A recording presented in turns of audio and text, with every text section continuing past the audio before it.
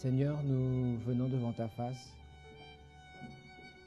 en te demandant de continuer de nous assister, Seigneur.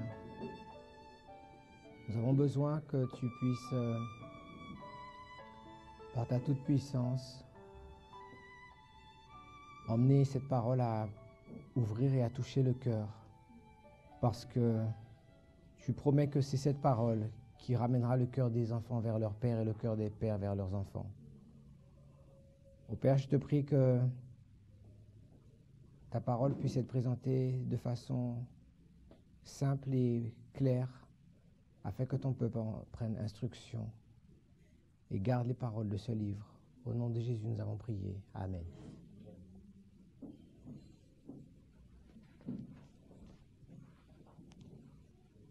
La servante du Seigneur nous dit dans Témoignage pour les pasteurs,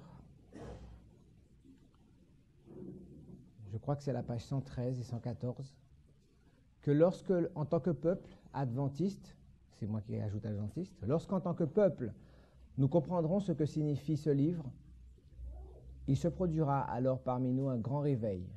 Le livre dont il est question, c'est le livre de Daniel et le livre de l'Apocalypse. Et le livre de Daniel est une prophétie, le livre d'Apocalypse est une révélation. Les deux vont de pair, et c'est lorsqu'on se met à les comprendre dans leur association que le message pour notre époque devient clair et limpide pour nous. Nous avons essayé de définir qu'est-ce que le message du troisième ange. Nous avons vu certains de ces éléments.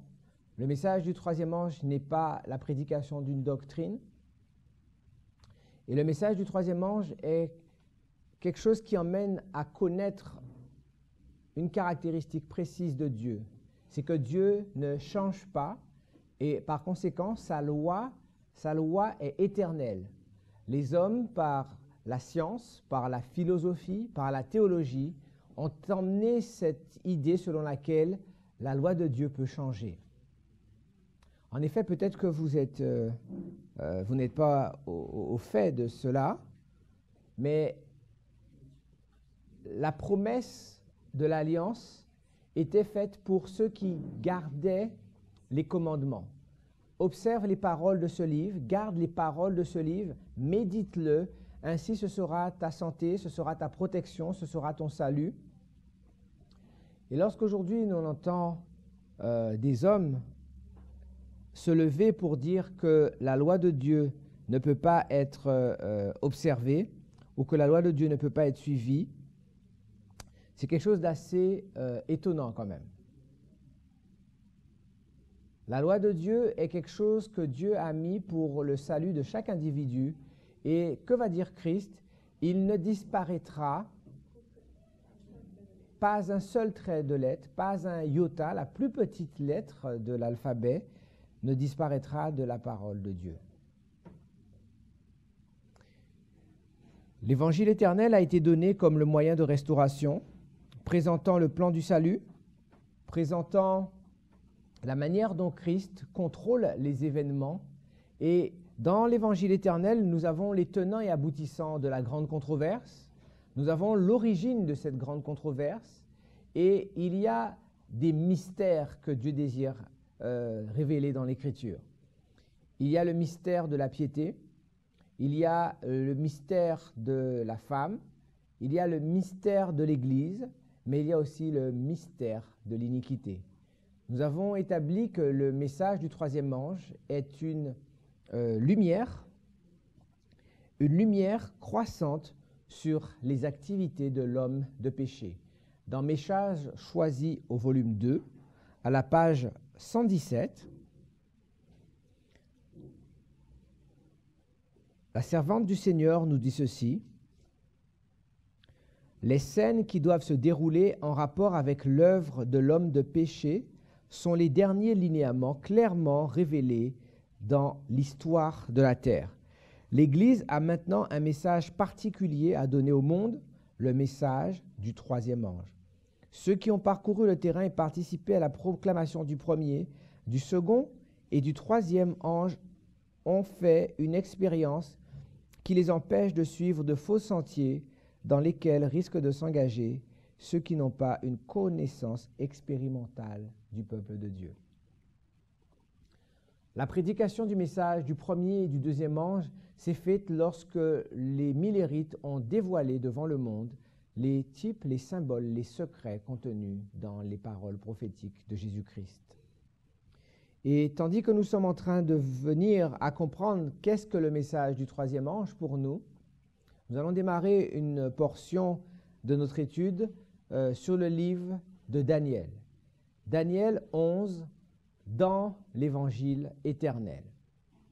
Si l'on pose la question, quel est l'objectif du livre de Daniel? L'évangile de Daniel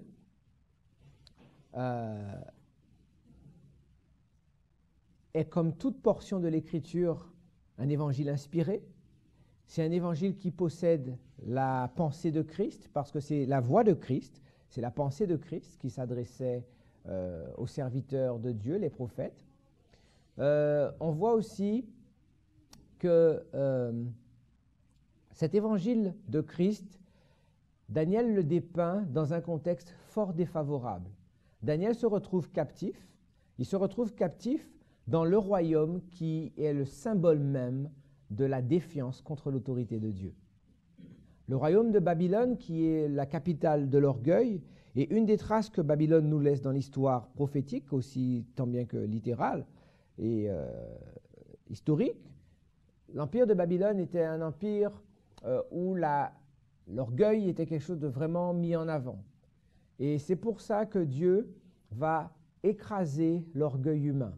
Le roi Nebuchadnezzar va voir son plan annihilé alors qu'il rassemble le monde pour l'adorer.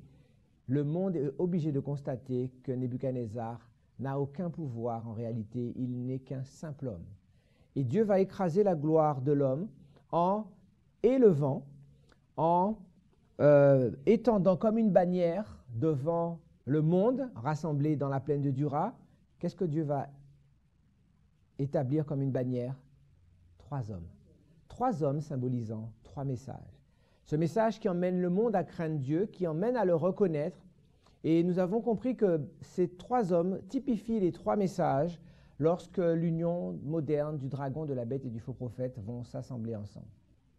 Le livre de Daniel est par excellence celui où Dieu donne dans des types, dans des symboles prophétiques, les tenants et aboutissants de la grande controverse.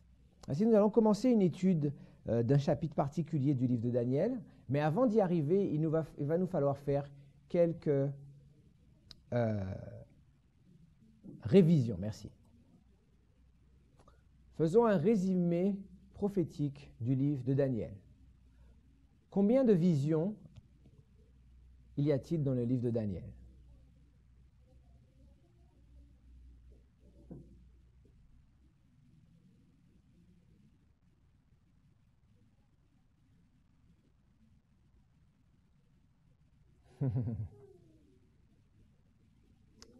Combien de visions y a-t-il?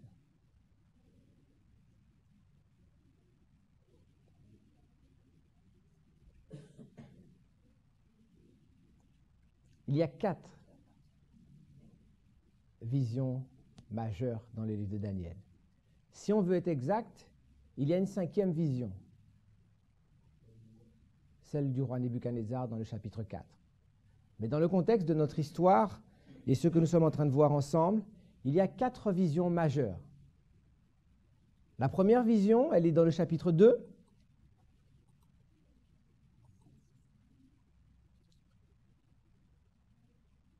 Et très intéressant de voir que cette vision, ce n'est pas à Daniel qu'elle est donnée, cette vision. C'est au roi qu'elle est donnée.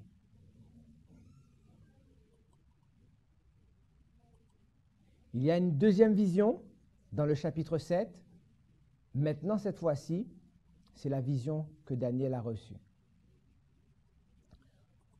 Ensuite, il y a une 3e vision dans le chapitre 8. En réalité, le chapitre 8 et le chapitre 9 de Daniel sont la même vision. Et c'est intéressant que Daniel, en recevant la vision du chapitre 8, va être abasourdi, il va être étonné de ce qu'il voit. Et il y a quelque chose qu'il ne comprend pas.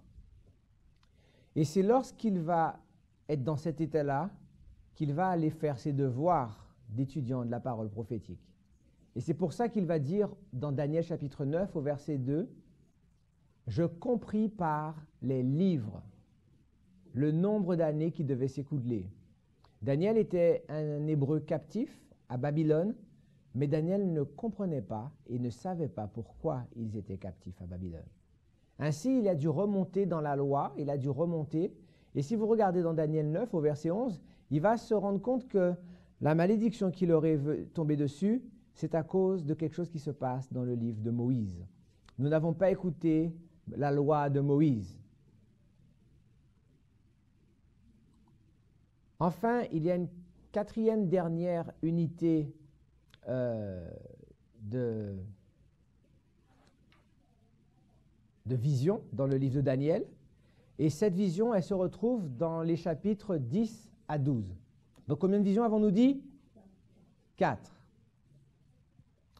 Maintenant, il y a une règle que nous devons comprendre lorsque nous étudions la parole de Dieu, y compris les paraboles, les prophéties, les psaumes, quoi qu'on utilise, on doit comprendre que Dieu utilise le principe de répétition. Pourquoi? Parce que lorsqu'on est un bon pédagogue, on sait qu'il faut répéter plusieurs fois la chose pour qu'elle soit intégrée. Et vous verrez que souvent dans le livre des psaumes ou des proverbes, souvent on retrouve un parallélisme. La même pensée qui est développée, mais dite 2 fois. Et en général, lorsque la chose est répétée, la deuxième occurrence de la chose ou la répétition donne un détail plus approfondi ou un sens plus large de la pensée exprimée.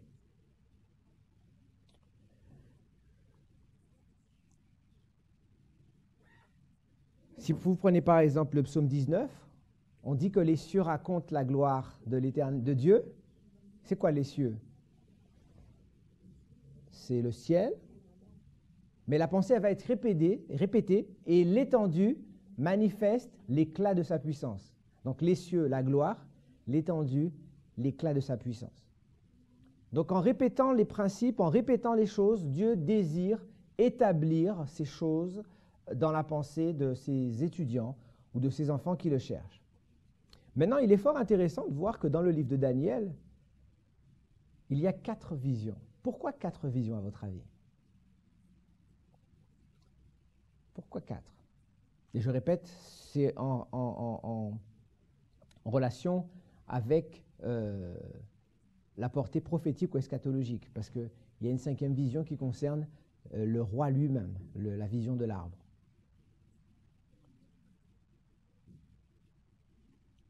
Une des raisons que l'on peut trouver, oui, c'est pour confirmer, effectivement, si quelque chose est répété 4 fois, là, vraiment, on peut avoir aucun doute sur la validité de la chose. Mais on va voir que l'évangile éternel est basé sur une triple plateforme, qui en réalité est une quadruple plateforme. 3 messages, le premier, le deuxième, le troisième, suivis du 4e. On retrouve ça dans l'histoire de Noé, on retrouve ça dans l'histoire de Jésus-Christ, on retrouve ça dans le livre de Daniel. Ce principe qui s'appelle la combinaison 3 plus 1, le 3 plus 1 est le moment où Dieu illustre 3 entités à laquelle se rajoute une 4e faisant partie du même lot, mais lorsque le 4e arrive, cela donne plus d'éclat à la chose. Est-ce que vous comprenez ce que je vous dis là? Si vous prenez par exemple l'histoire de la transfiguration, Jésus va se retrouver avec 3 disciples plus Christ, et c'est cet ensemble de 4 qui va voir la manifestation de la gloire de Dieu. On peut prendre un autre exemple.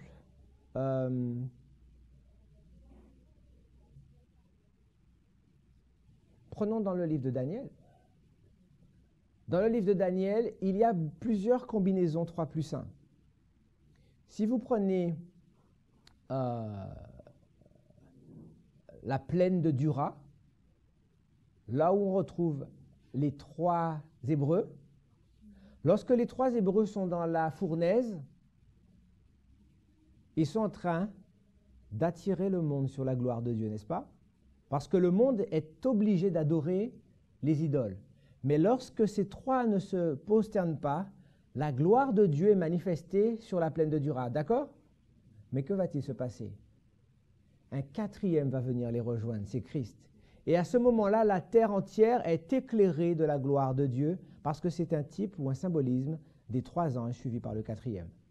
Si vous regardez dans le chapitre 2 de Daniel, il y a encore un 3+1 dans la première vision du livre de Daniel. Parce que les royaumes se représentaient comme étant des métaux. Mais si vous regardez, il y a une distinction entre les 3 premiers et le dernier.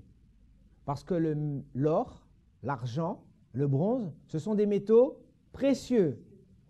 Le fer, c'est un métal vil. Et lorsque le 3+1 est manifesté dans l'Écriture, il manifeste une distinction que Dieu est en train de faire pour amplifier ou encore pour élargir la compréhension du sujet exposé. Ça va jusque-là? Alors, que représente dans la statue le premier royaume? Nous le voyons, c'est Babylone.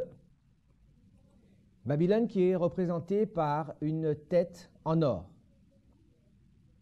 Dieu va répéter ce principe dans le chapitre 7, et cette tête qui était en or, que représente l'or au passage? L'or, pardon? Oui, c'est vrai que dans les cultes païens, l'or était mis en avant. Et si vous vous rappelez le principe que nous avons établi, c'est que Satan désire être Dieu. D'où vient-il que dans toutes les religions païennes, c'est l'or qui soit mis en avant pour les cérémonies? C'est parce que Satan copie, contrefait ce que fait Dieu. Vous regarderez que dans l'Ancien Testament, tout ce qui était consacré à Dieu était d'or. Le chandelier, l'arche de l'Alliance, les anneaux, les barres avec lesquelles on portait l'arche de l'Alliance, les coupes, la vaisselle du sanctuaire, tout ça c'était en or. Donc l'or, c'est le métal le plus précieux. C'est le sommet de ce qu'on peut retrouver dans le monde métallique. Le symbolisme de Babylone est représenté par un animal dans la deuxième vision, dans le chapitre 7 de Daniel.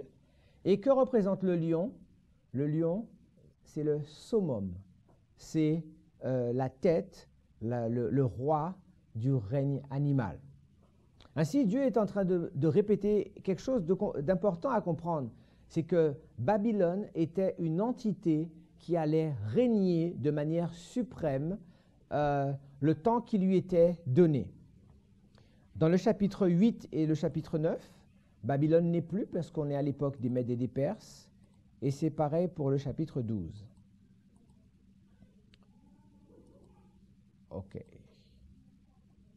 Donc les Médo-Perses étaient le deuxième royaume qui représentait un royaume un peu moins prestigieux et qui a aussi duré moins longtemps. Il a duré moins longtemps parce que lorsqu'on regarde le symbolisme de l'animal qui le représente, c'était un ours qui était d'un côté. Et l'ours d'un côté, ça représentait l'instabilité de ce royaume. C'était un royaume qui avait deux composantes, les Mèdes et les Perses. Et le fait qu'ils n'ont pas réussi à s'entendre a précipité leur chute. Ce royaume des Mèdes et des Perses est représenté comme étant un bouc dans le chapitre 8 de Daniel. Et il est représenté par 4 rois dans le chapitre 11 de Daniel. Nous allons y revenir tout à l'heure. La Grèce est représentée par le bronze ou les reins et est aussi représentée par le léopard.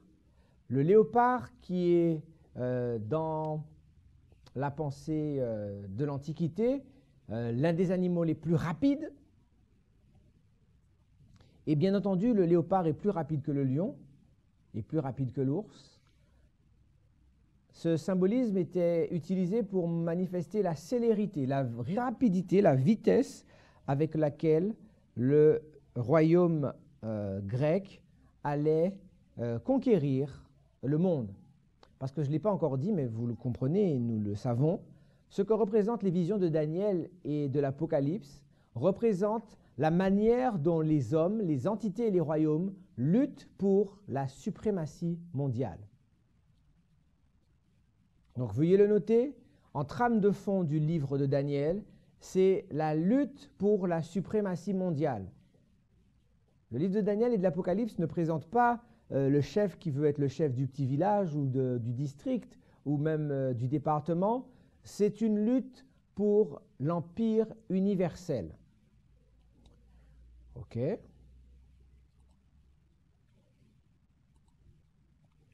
Donc, dans le chapitre 8 et 9 de Daniel, le troisième empire est représenté par un bélier. Et dans la dernière grande vision de Daniel, il est un roi puissant. Maintenant, tout à l'heure, je vous parlais d'un 3+1. Si on regarde la symbolique, Dieu désire faire une distinction entre les premiers royaumes et le dernier royaume. Vous vous rappelez dans Daniel chapitre 7, au verset 24, on va le lire. Allons ensemble dans Daniel.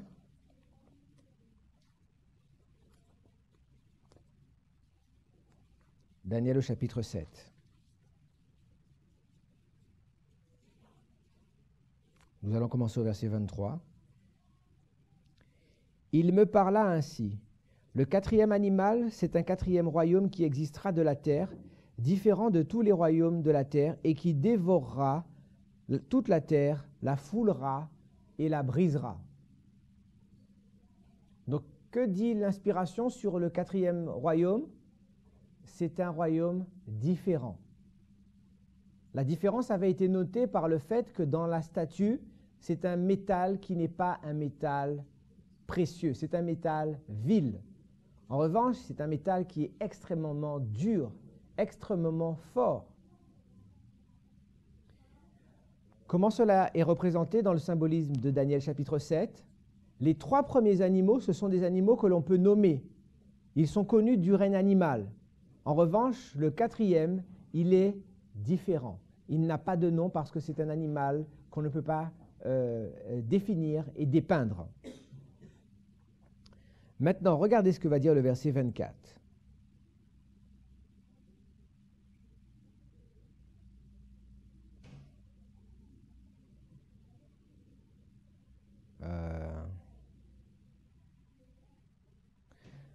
Les 10 cornes, ce sont 10 rois qui s'élèveront de ce royaume. Un autre s'élèvera après eux et il sera différent des premiers et il abaissera 3 rois. Dans le fait que le quatrième était différent, il va y avoir encore une autre différence. Comment cette différence est-elle marquée dans le chapitre 2?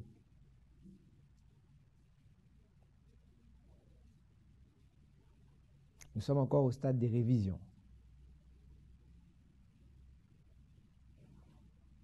Comment la différence est-elle marquée dans le chapitre 2? Allons dans le livre de Daniel. Daniel au chapitre 2.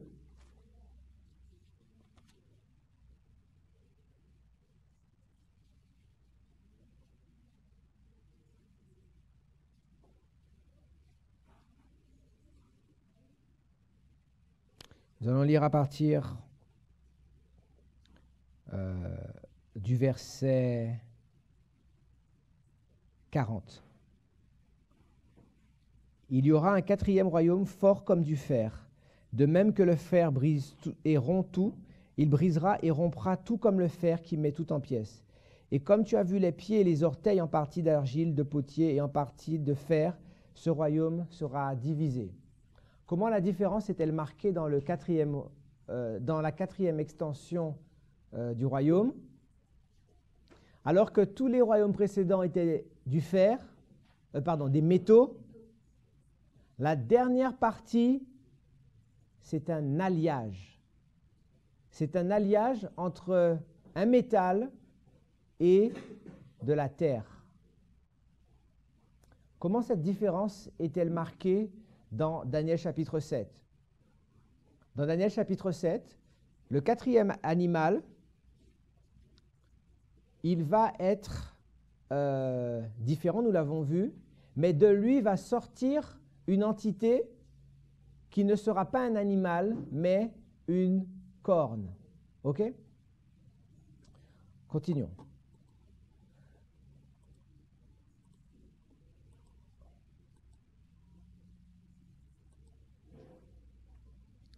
Alors ensuite,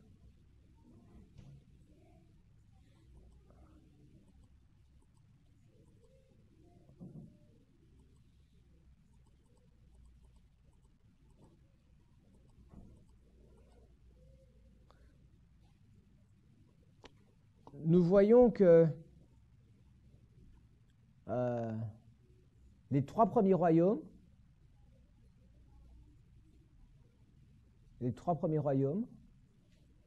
sont distingués du quatrième, et le quatrième est lui-même en deux parties. OK? C'est ce que nous avons vu jusque-là.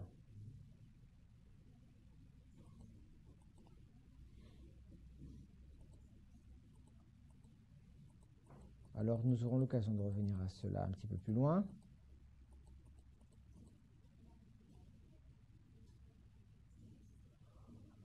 Le temps de la fin. Si nous allons dans le livre de Daniel, au chapitre 12, en ce temps-là se lèvera Michaël, le grand chef, le défenseur des enfants de ton peuple, et ce sera une époque de détresse telle qu'il n'y en a point eu de semblable depuis que les nations existent jusqu'à cette époque. Nous savons qui est Michaël?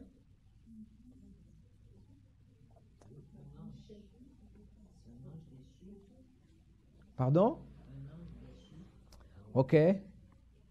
On va utiliser la Bible.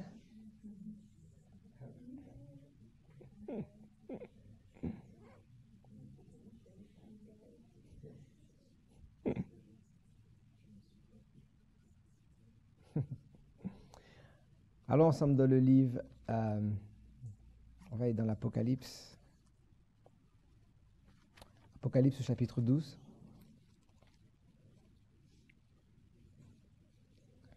Apocalypse chapitre 12 au verset 7.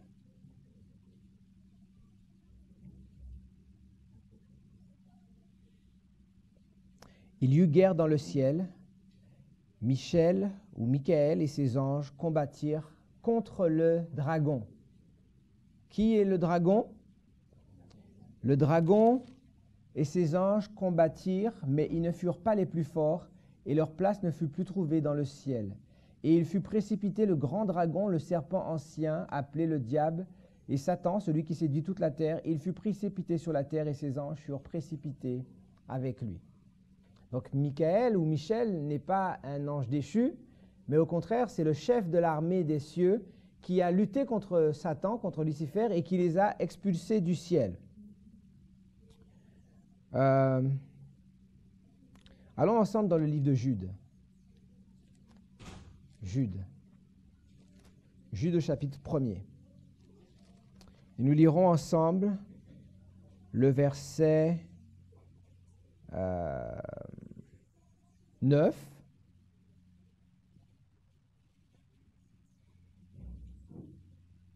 Je crois que c'est bien ça, hein? Oui. Juge au chapitre 1er au verset 9. Or, l'archange Michel, lorsqu'il contestait avec le diable et lui disputait le corps de Moïse, n'osa pas porter contre lui un jugement injurieux, mais il dit que le Seigneur te réprime. Donc l'archange Michel, nous voyons que c'est quelqu'un qui a la possibilité de rabourouer ou de chasser Lucifer. Prenons un dernier texte dans 1 Thessaloniciens, au chapitre 4. 1 Thessaloniciens, chapitre 4.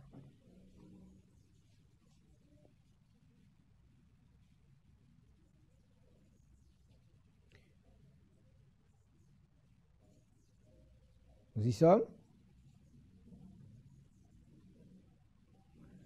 Car le Seigneur lui-même a un signal donné, à la voix de l'archange et au son de la trompette de Dieu descendra du ciel, et les morts en Christ ressusciteront premièrement. 1 Thessaloniciens chapitre 4 au verset 16.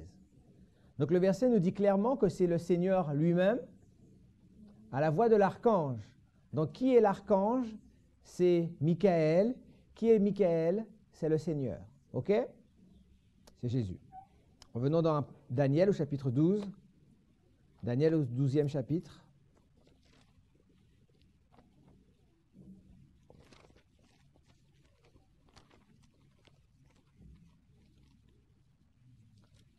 Daniel chapitre 12. En ce temps-là se lèvera Michael.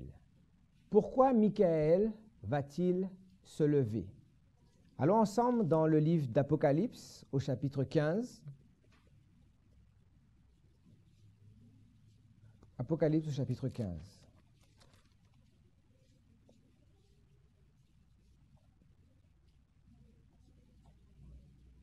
Nous allons commencer à partir du verset 5. Après cela, je regardais, et le temple du tabernacle du témoignage fut ouvert dans le ciel. Les 7 anges qui tenaient les 7 fléaux sortirent du temple revêtus de lin pur, éclatants et ayant des ceintures d'or autour de la poitrine. L'un des 4 êtres vivants donna aux 7 anges 7 coupes d'or pleines de la colère de Dieu, qui vit au siècle des siècles. Le temple fut rempli de fumée à cause de la gloire de Dieu et de sa puissance. Et personne ne pouvait entrer dans le temple jusqu'à ce que les 7 fléaux et les 7 anges soient accomplis.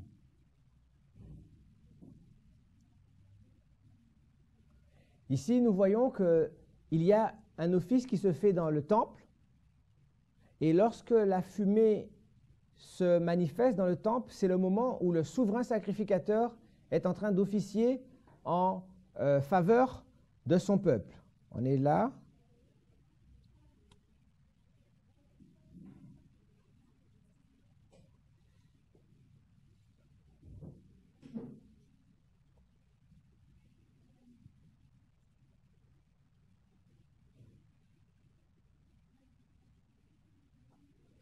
Alors, excusez-moi.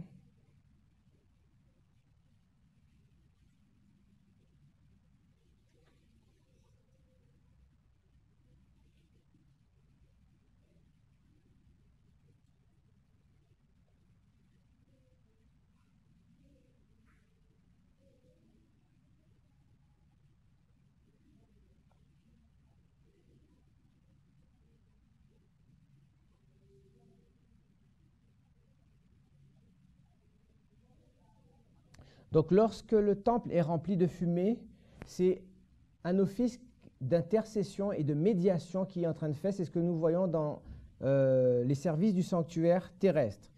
Et vu qu'il était l'ombre ou le type, le symbole du sanctuaire céleste, nous voyons que lorsque le temple se remplit de fumée, c'est l'œuvre d'expiation finale. OK? Maintenant,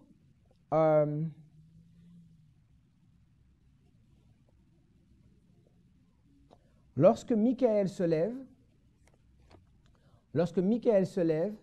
cela veut dire que l'office dans le sanctuaire est terminé.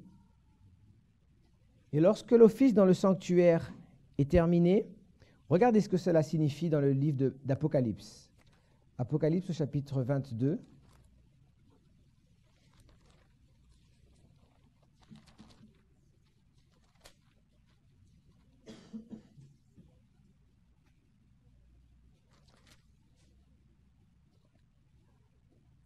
au verset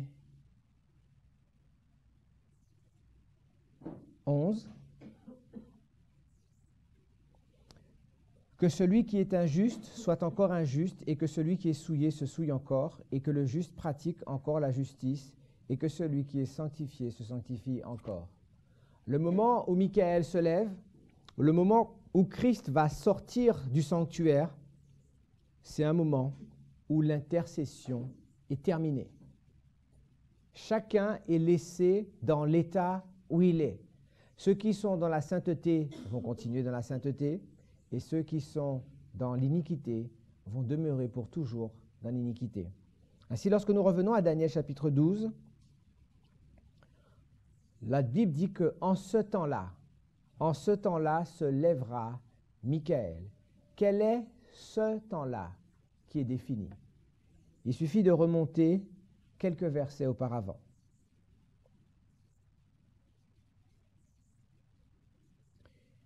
Verset 44 du chapitre 11 de Daniel. « Des nouvelles de l'Orient et du Septentrion viendront l'effrayer, et il partira avec une grande frayeur pour détruire et exterminer des multitudes. Il dressera les tentes de son palais entre les mers vers la glorieuse montagne sainte, et il arrivera à la fin sans que personne ne lui soit en aide. » Qui que soit représenté par l'individu dont il est question, deux choses sont dites à son sujet. La première, c'est qu'il arrivera à sa fin sans que personne ne l'aide. Et le moment où il arrivera à sa fin sans que personne ne se lève, c'est le moment où Michaël se lève. Mais si on remonte quelques versets plus loin, au verset 40 de Daniel 11, la Bible dit qu'au temps de la fin, un individu qui s'intitule le roi du Midi se heurtera contre lui. La chose que je veux que vous identifiez, c'est qu'au verset 40 de Daniel 11, on est à quel temps? Le temps de la fin. Et dans le verset 1er de Daniel 12, Michaël se lève. Quel que soit ce que représentent ces versets, puisque leur intitulé c'est que c'est le temps de la fin, par définition, ils représentent la séquence d'événements emmenant au moment où l'œuvre de médiation de Michaël se lève. Et c'est un message primordial pour les enfants de Dieu que de comprendre ce que cet individu est, ce qu'il représente et les implications spirituelles pour l'Église du reste. Le but des prophéties, c'est de nous fortifier dans la croyance que Dieu dirige les temps, les époques et les événements. Si vous vous rappelez Daniel chapitre 2 au verset 30, le roi Nebuchadnezzar est agité et il ne sait même pas pourquoi il est agité. Dieu va lui faire une grâce parce que Dieu va lui révéler la raison de son agitation et il va faire quelque chose pour Nebuchadnezzar qu'il n'a jamais encore fait auparavant. Il va donner à Daniel le rêve que le roi a oublié. Et si vous lisez le verset 30 de Daniel chapitre 2, il va dire, Dieu, c'est afin que tu connaisses les pensées de ton cœur. La révélation des mystères prophétiques était donnée pour que l'homme puisse connaître les mystères de son cœur. Nebuchadnezzar est un roi païen, orgueilleux et puissant, et il ne peut pas croire que quelqu'un soit supérieur à lui. Ainsi, vous voyez comment Dieu est fort. Dieu pouvait descendre et se lever. Dieu pouvait le prendre et le soulever aussi. Comment Dieu va se manifester à lui? De la même manière qu'il se manifeste à chaque individu depuis le commencement. Dieu désirait-il que Nebuchadnezzar le connaisse et le suive? Pourquoi il n'est pas descendu du ciel directement pour aller le voir? C'est parce que l'histoire du salut est toujours la même. Allons ensemble dans le livre de Luc, faisons une parenthèse rapide dans le livre de Luc, Luc chapitre 24. Luc au chapitre 24. Jésus va être crucifié, l'espoir des disciples est perdu, Jésus va être ressuscité, l'espoir des disciples est entre les deux. Et Jésus va rejoindre deux disciples qui sont en train de marcher sur le chemin de Emmaüs. Au verset 13 de Luc 24, la parole de Dieu nous dit « Et voici ce même jour, 2 disciples allaient à un village nommé Emmaüs, éloigné de Jérusalem de 60 stades. Et ils s'entretenaient de tout ce qui s'était passé. Pendant qu'ils parlaient et discutaient, Jésus s'approcha et fit route avec eux. Mais leurs yeux étaient empêchés de le reconnaître. Il leur dit: de quoi vous entretenez-vous en marchant? Et ils s'arrêtèrent, l'air attristés.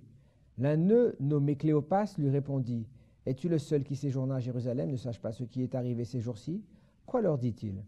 Ils lui répondirent ce qui est arrivé au sujet de Jésus de Nazareth, qui était un prophète puissant en œuvre et en parole devant Dieu et devant tout le peuple, et comment les principaux sacrificateurs et nos magistrats l'ont livré pour le faire condamner à mort et l'ont crucifié.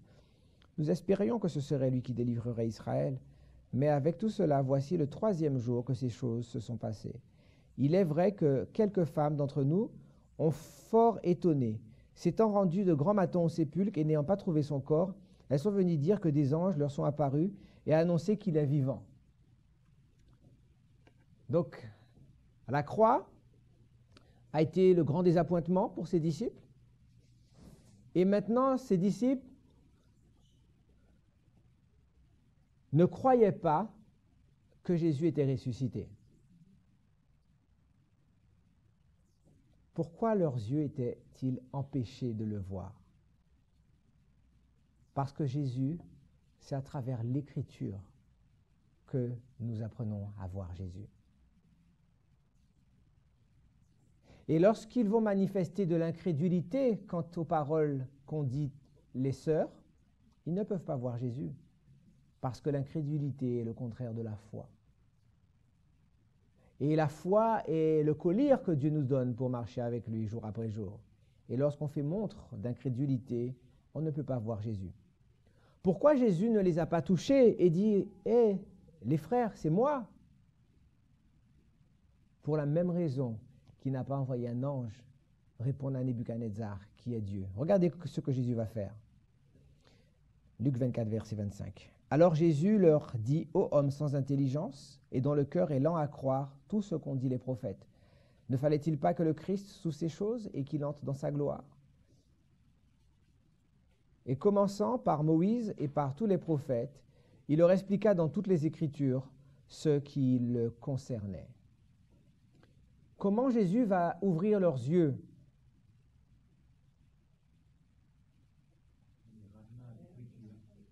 En les ramenant à l'Écriture, mais en commençant par Moïse et tous les prophètes. Qu'est-ce qui va ouvrir les yeux du peuple de Dieu? Qu'est-ce qui va faire tomber les écailles qui masquent Jésus? C'est lorsque la révélation prophétique de Jésus-Christ est faite à l'individu. C'est difficile à voir, difficile à comprendre.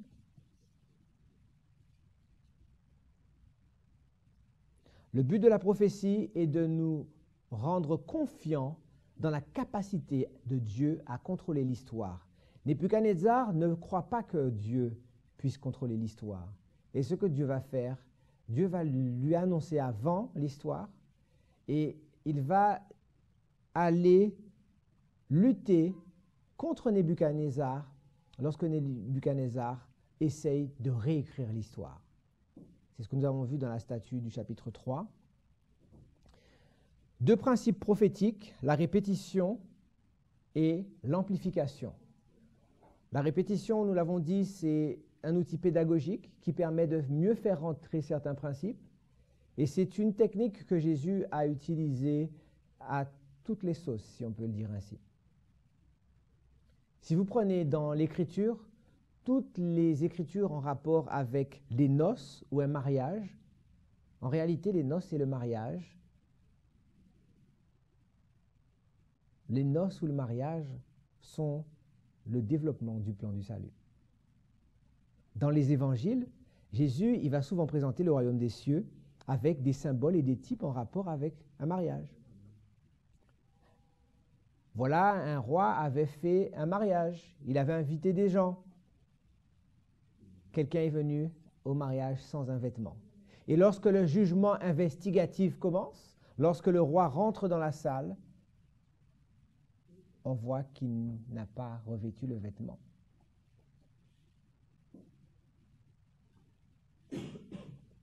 Cette même réalité est représenté dans l'invitation aux noces. Dieu va avoir des serviteurs qu'il a utilisés pour appeler et inviter des gens aux noces. Mais lorsqu'on les appelle, les invités ne répondent pas. Ils sont occupés. Donc Dieu va appeler d'autres invités. C'est l'histoire de l'Évangile. Dieu va encore représenter l'histoire des noces à travers 5 qui se préparent pour la noce et 5 qui se retrouvent pris au dépourvu dans la noce. C'est la même histoire qui est répétée et amplifiée. Et si vous voulez regarder quelque chose de vraiment beau, la Bible dit que Christ est l'alpha et l'oméga. La première chose qui nous est relatée concernant l'homme sur la terre, c'est un mariage. Dieu va bénir le sabbat et le mariage. Et comment se termine la fin du monde? Le sabbat et le mariage. Le sceau de Dieu restauré dans l'humanité et l'invitation aux noces de l'agneau, au souper des noces de l'agneau. C'est le principe de répétition, amplification. Et ce qui se passe dans l'amplification, au fur et à mesure que les symboles sont donnés, on comprend de plus en plus quel est le sujet de la prophétie en question. Si vous prenez les 4 grandes visions du livre de Daniel, ma langue a été plus vite, mon cerveau a été plus vite que ma langue. Quel est l'objet particulier du livre de Daniel? C'est Rome.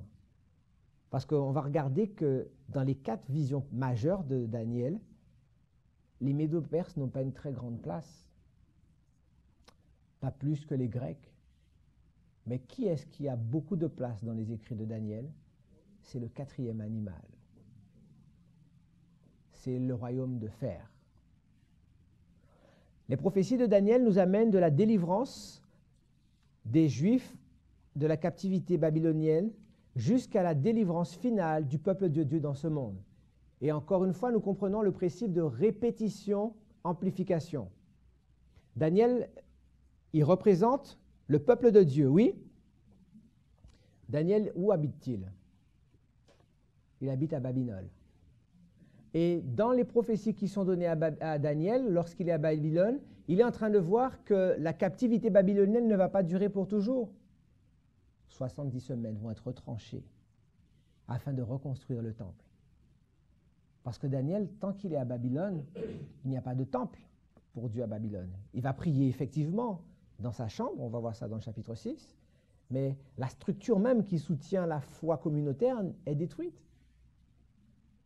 Et au cœur du livre de Daniel, il y a la reconstruction du temple de Dieu, la restauration du peuple de Dieu. Vous me suivez jusque-là? Comment se termine le livre de Daniel, ou comment se termine l'histoire prophétique? La restauration du temple de Dieu, mais cette fois-ci, c'est un temple spirituel. Parce qu'avant la croix, les choses sont littérales, et après la croix, les choses sont d'ordre symbolique ou spirituel. Donc les prophéties du Daniel sont un panorama de l'histoire de la délivrance du peuple de Dieu depuis l'époque de Daniel jusqu'au moment de la délivrance finale lorsque le second avènement de Christ se réalisera.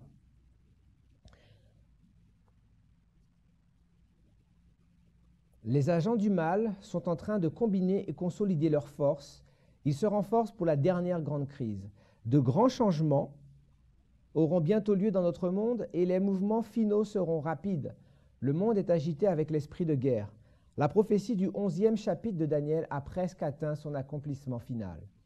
Bientôt, les scènes de troubles mentionnées dans ces prophéties auront lieu. Il est impossible de donner une idée de l'expérience du peuple de Dieu vivant sur terre, alors quand la gloire céleste et une répétition des persécutions du passé seront mélangées. Le peuple de Dieu marchera dans la lumière qui émane du trône de Dieu. Nous avons besoin et nous devons comprendre le livre de Daniel. La sœur White dit que, alors le passage précédent, c'était de tirer de Témoignages pour l'Église, volume 9 à la page 11. Elle va répéter une phrase similaire, mais elle va ajouter une information précieuse. Bientôt, les scènes de troubles mentionnées dans ces prophéties auront lieu. La prophétie du 11e chapitre de Daniel a presque atteint son accomplissement final. Beaucoup de l'histoire qui se passa en accomplissement de cette prophétie se répétera. Et ici, elle est en train de citer les versets 30 à 36. Qui sait ce qui se passe dans Daniel chapitre 11, les versets 30 à 36? On pourrait lire, hein? Lisons-le. Daniel chapitre 11, versets 30 à 36. Des navires de Kittim s'avanceront contre lui, découragé, il rebroussera chemin, puis furieux contre l'alliance sainte, il ne restera pas inactif. À son retour, il portera ses regards sur ceux qui auront abandonné l'alliance sainte. Des troupes se présenteront sur son ordre, elles profaneront le sanctuaire, la forteresse, elles feront cesser le perpétuel et dresseront l'abomination du dévastateur. Il séduira par des flatteries les traîtres de l'alliance, mais ceux du peuple qui connaîtront leur Dieu agiront avec fermeté. Vous connaissez cette histoire?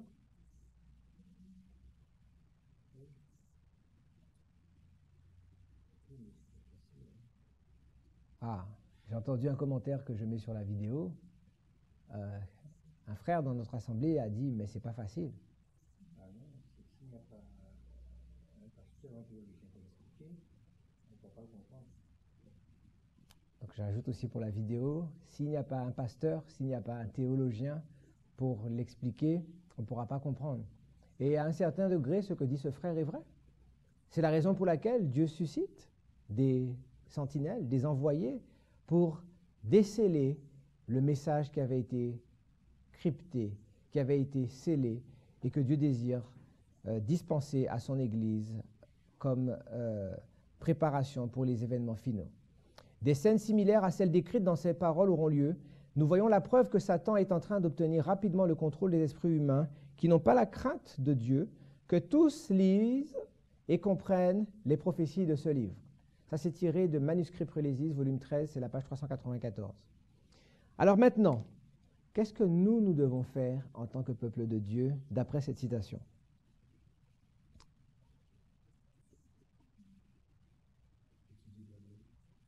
Oui, on doit étudier Daniel. Mais premièrement, nous devons tous lire. Vous verrez que si vous lisez ce chapitre, vous avez déjà fait quelque chose de grand et d'important. Non seulement lire, mais demander à Dieu son esprit de révélation pour nous révéler la parole. Amen. Non seulement lire, mais aussi demander à Dieu son esprit de révélation pour comprendre sa parole. Mais j'aimerais, pour ceux qui ne l'ont pas encore fait, que vous preniez le temps chez vous de lire ce chapitre avant que nous fassions la prochaine présentation sur ce sujet. Parce qu'il y a quelque chose que vous devez expérimenter. Je vais le mettre sur la vidéo pour nos auditeurs. Si vous lisez ce chapitre, c'est comme si vous lisez un casse-tête chinois.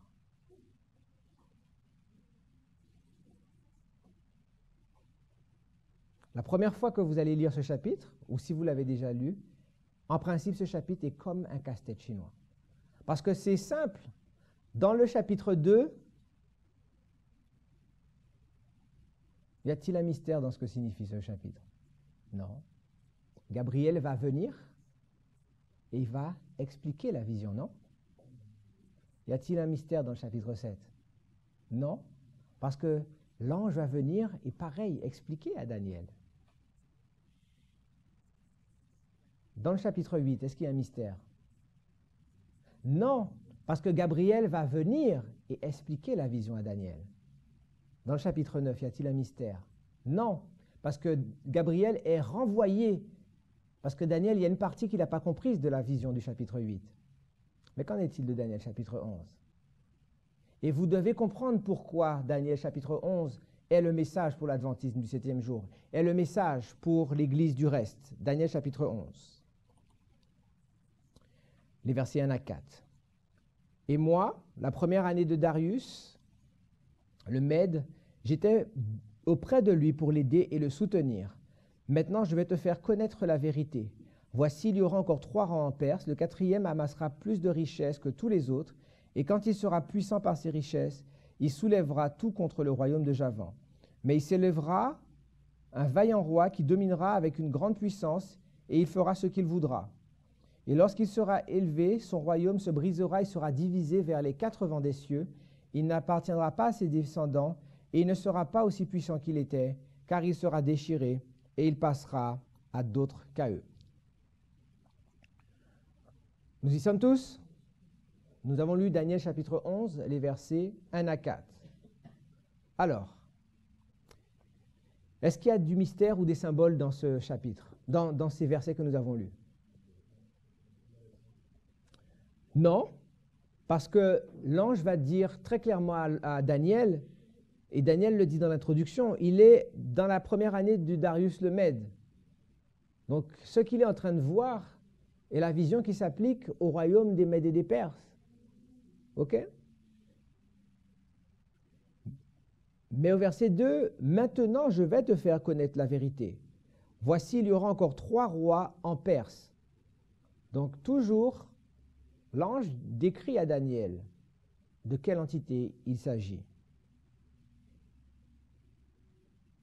Le 4e amassera plus de richesses que tous les autres, et quand il sera puissant par ses richesses, il soulèvera tout contre le royaume de Javan. Qu'est-ce que Javan dans la parole de Dieu? C'est la Grèce. Donc jusque-là, vous comprenez l'intérêt de la répétition-amplification. Parce que si vous avez étudié les chapitres précédents, vous ne faites que retrouver l'ordre qui était déjà établi. Les Mèdes et les Perses, et ensuite la Grèce.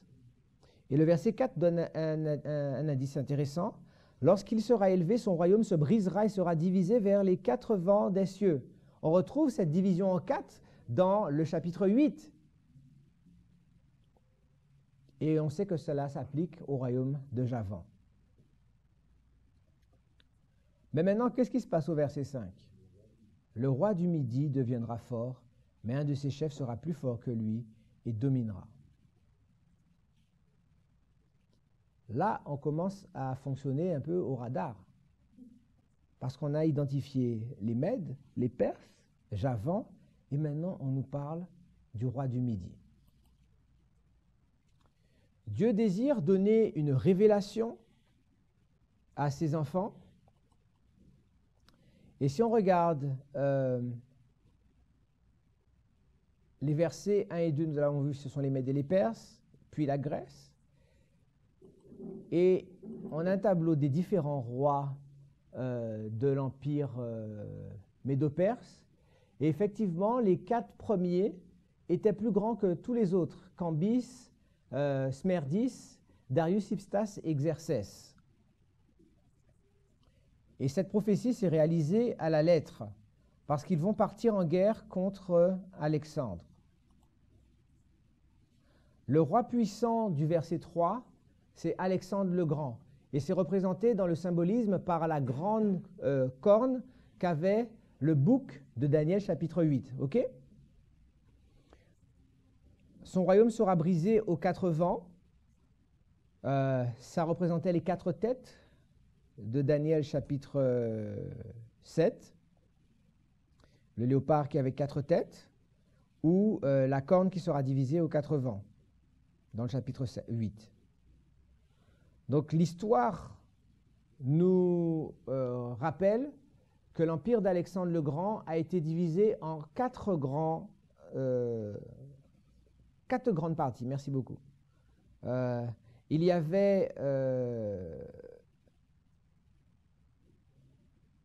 toute la partie qui s'étend de la Grèce jusqu'aux limites de l'Asie, c'était l'étendue du royaume d'Alexandre. Il va avoir 4 généraux principaux qui vont prendre sa succession. Nous avons Lysimaque, Cassandre, Séleucos et Ptolémée. Et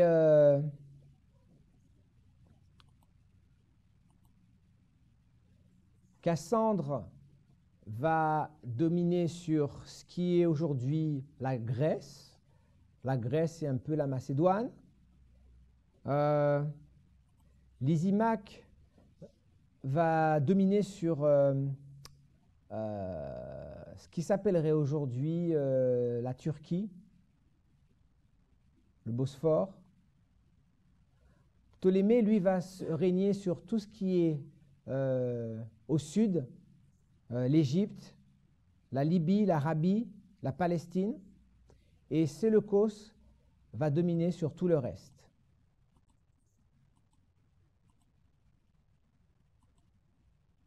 Alors ici, on voit l'étendue du royaume d'Alexandre. Donc, il s'étend depuis le sud de la Grèce jusqu'aux confins de l'Asie mineure, à la limite de l'Inde. Et il a fait ces conquêtes-là en l'espace d'une dizaine d'années, une grosse décennie. Lorsque l'on regarde les moyens qui étaient à l'époque, que ce soit la logistique, que ce soit les moyens de guerre, pour qu'il ait fait cette conquête aussi rapidement, c'est que cet homme était vraiment un homme de guerre et il ne faisait que ça.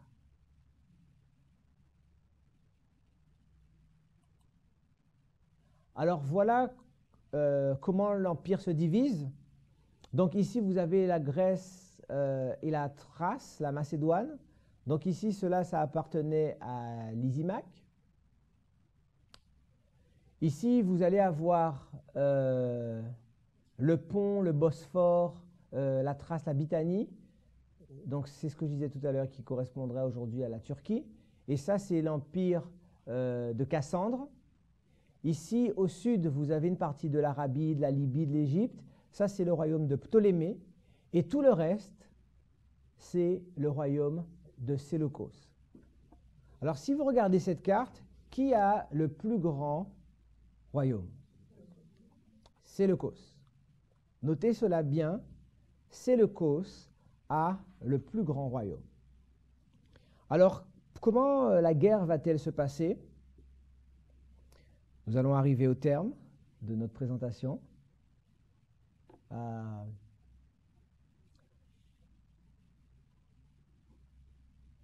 Lysimaque et Cassandre vont être en guerre.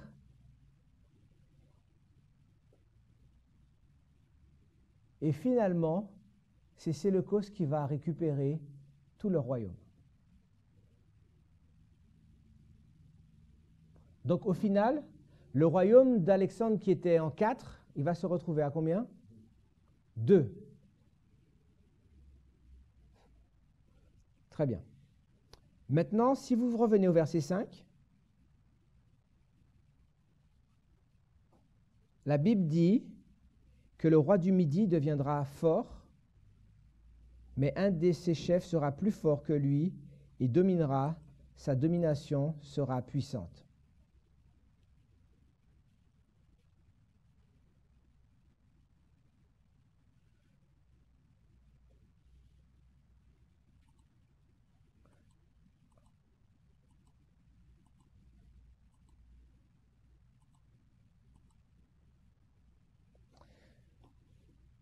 Donc lorsqu'on regarde notre carte,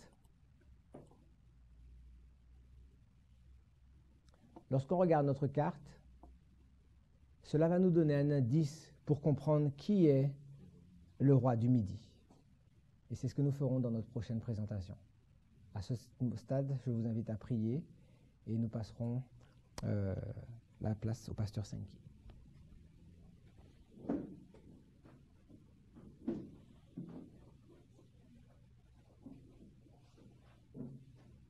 Seigneur, nous te remercions de ce que tu désires ouvrir et déceler les paroles de ce livre pour tes enfants, afin que nous comprenions les derniers linéaments de l'histoire clairement révélés. Nous te prions que Jésus puisse demeurer parmi nous et nous montrer la manière dont il contrôle l'histoire, il contrôle les royaumes, il contrôle la géopolitique, afin d'accomplir ses desseins et d'emmener tout pour sa gloire. Que nous comprenions aussi que Christ nous dirige, de même il peut diriger les royaumes, bien que nous voyons des imperfections et toutes sortes de choses, mais nous savons que l'Éternel des armées est pour nous, qui sera contre nous? Nous te prions de continuer à demeurer avec nous dans ce rassemblement et que tu puisses nous rafraîchir dans le nom de Jésus.